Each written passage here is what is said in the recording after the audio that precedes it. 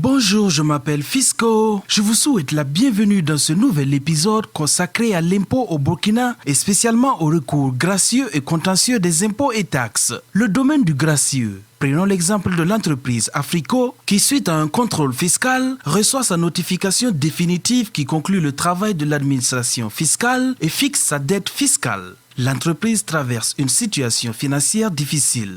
Alors, elle peut invoquer cela et exercer un recours gracieux auprès du service des impôts pour demander une atténuation de sa dette fiscale. Pour soutenir sa demande, Africo a apporté à l'administration fiscale tous les documents qui justifiaient les circonstances qui ne lui permettaient pas de régler toute sa dette fiscale. En effet, si le recours de Africo porte sur un impôt direct comme la TVA, l'administration fiscale ne pourra statuer que sur les pénalités, alors que si ça concerne l'impôt sur les sociétés, l'administration pourrait se prononcer sur les droits simples et les pénalités. Au bout d'un délai de 6 mois, l'administration fiscale a répondu à la demande de Africo et lui a permis, après étude de son dossier, de régler seulement une partie de sa dette. Si l'administration fiscale n'avait pas répondu dans un délai de 6 mois, l'entreprise aurait pu saisir le ministre en charge des Finances dans un délai de 30 jours. Maintenant, vous savez ce qu'il faut faire au cas où vous vous retrouverez dans cette situation. Toutefois, il est préférable de payer ses impôts régulièrement.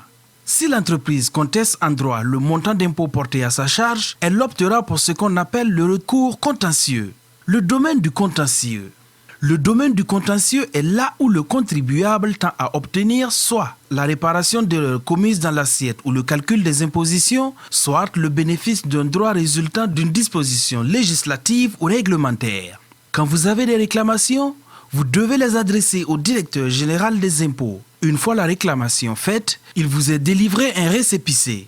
Par exemple, un agent des impôts a procédé au contrôle des impôts à l'entreprise Africo. À l'issue du contrôle, la notification définitive de l'agent des impôts a affirmé que l'entreprise Africo n'était pas en règle vis-à-vis des services des impôts. L'entreprise a donc reçu de la part des impôts un avis de recouvrement. L'entreprise qui conteste la notification définitive du service des impôts a fait une réclamation auprès du directeur général des impôts pour que la notification soit révisée en sa faveur. Pour cela, Africo a introduit sa réclamation dans les délais de 3 mois à partir de la réception de l'avis de mise en recouvrement transmis par les services des impôts.